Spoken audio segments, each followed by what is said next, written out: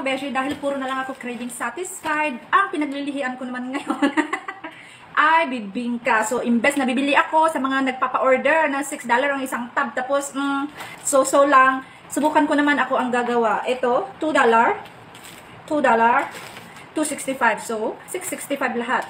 Half kg, tapos, ilang roll pa yan ng banana leaf, galing pa yan ng Thailand. Bumili ka ng mga nagpapa-order dyan nga, sabi ko sa'yo, $6, $7, or $10. Natiba-tiba na sila ng presyo ba? Susubukan ko siya. Tinanong ko na nanay ko habang bumibili ako ng mga kakailanganin ko kung ano ang mga ingredients. So sabi nga niya, gata at asukal. Nasa tamang timpla lang daw, pwede ko din daw lagyan ng manik. May manik kami, kaso hindi ko rin bet ang bibingka masyado na may manik. So susubukan ko kung kaya kong gawin. Ang dami. Dala pala kaming brown sugar. Sobrang madami siya masyado. Itabi ko na lang para kapag nag-success ako ngayon, gagawin ko ulit sa susunod. Sige pa. Dagdag pa. More pa. Okay, eksakto. Eksakto kalahati. Pero, ilalagay ko lahat yung gata para creamy. Hopefully,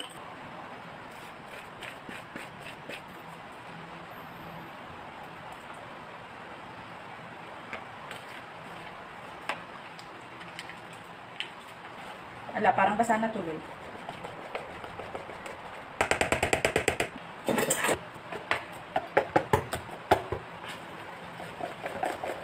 Parang walang buo-buo.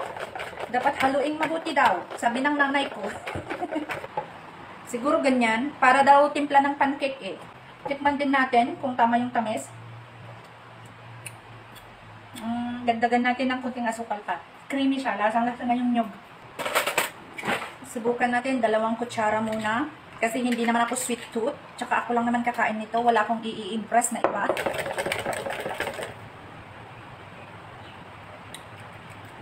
Yung tamis, tama na para sa akin. Sakto. Kailangan linisin ito ng mabuti. Kasi hindi mo alam paano nila ito inimpake. Galing pa ito ng Thailand. Kung akong tatanungin yung mga beshi, maka-traditional food ako, yung mga bibingka, basta yung mga kakanin, mga tinapa. Hindi ako spaghetti, cake. No, hindi ako ganun. Dapat nga yung ano pa eh, yung traditional cooking method talaga ng bibingka. Kaso wala tayo sa Pilipinas, kaya gagamit tayo ng oven. Kawawa naman ang dahon ng saging. Punit-punit. Paano ba yan?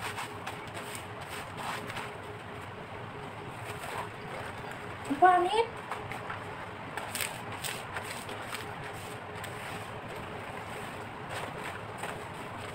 Itong dahon ng saging, pagdating sa nanay ko, puro reject lahat yan kasi ang papangit ng quality. Okay na yan. So, ang pinaka-importanteng method ng dahon ng saging ay ilanot, Ilocano na, ilayot o ilanot, ewan ko sa Tagalog.